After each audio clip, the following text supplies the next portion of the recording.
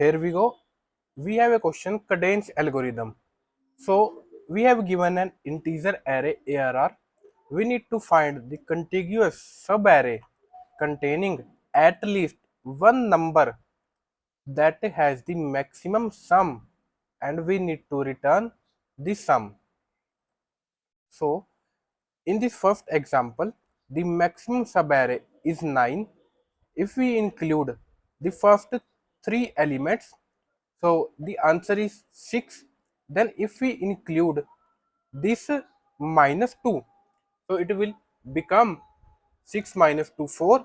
Then if I include this 5, so it will give us the maximum sum. So the answer is 9 in this case. So let's build the approach. Before this, let me tell you that this Kadane algorithm is very popular array algorithm and it is very easy to implement. So in this, we need to first need to find our maximum answer. So first let us create answer with minus infinity and a variable current. Initially, its value is 0. So we first have this element minus 1. So in the current element, I will include the current element every time. So now it is 1.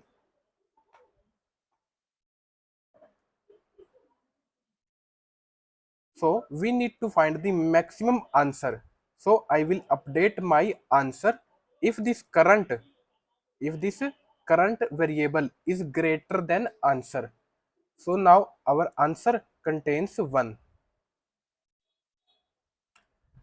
Next we have 2. So I will include this element into current variable. Its value is 3.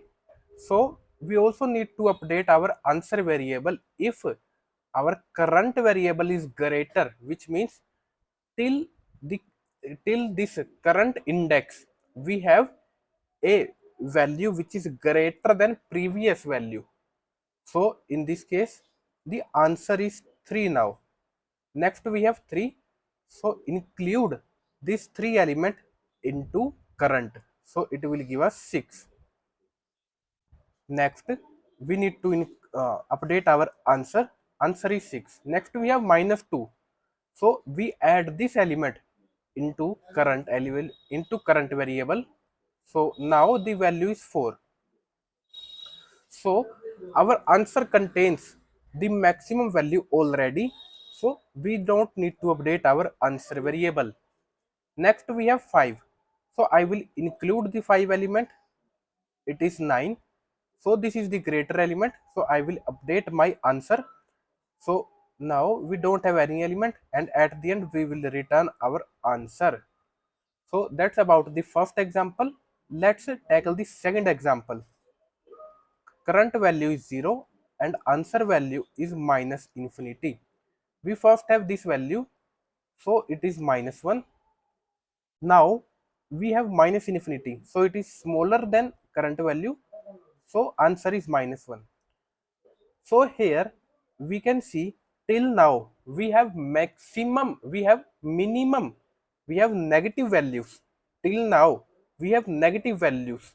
So we will just get rid of this value and we reset our current variable. So we reset our current variable to 0 and we need to start over with a positive value. Next we have this current value. So I will add this value and also need to update our answer variable. In this case, we want maximum answer. So minus 1 is greater than minus 2. So we don't need to update this. Next we have minus 3. So we first need to reset this value. Next we have minus 3. So update with minus 3 and answer contains minus 1 already. Next, so we have a negative value, so we need to reset our variable. Our value contains 0 now. So we have minus 5. So add this value, we have minus 5. But on answer we need maximum, So I will compare my already contains answer value with current value and fill this value into answer. So answer contains maximum value. In this case, answer already has the maximum value. We don't need to update this. In this case, the answer is -1, as you can see here. Next we have 5, 4, 7. So our current is 0 and answer is minus infinity. Next we have 5. Add this value into current and update your answer. Answer contains 5 because till now we have a value, we have a subarray whose sum is 5. Next we have 4. So add this value into current and we need to also update our answer.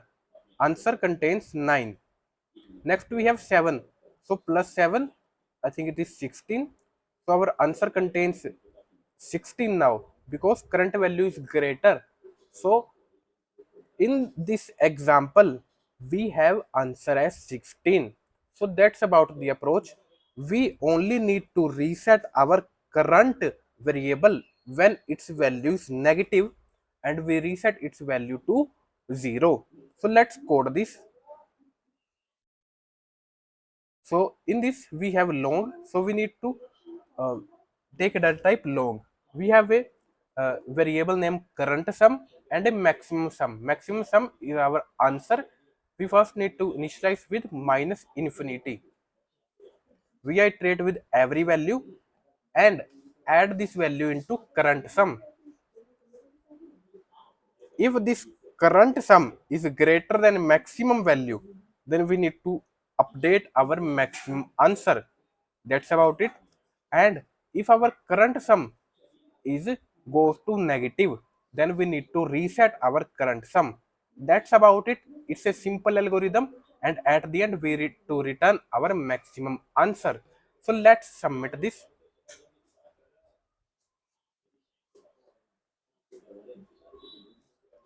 So let's talk about time and space complexity. In this case, space is constant and time complexity is order of n. Code is given in the description box. If you guys have any doubt, feel free to ask in the comment section. Give this video a thumbs up, subscribe to this channel, and thank you all for watching.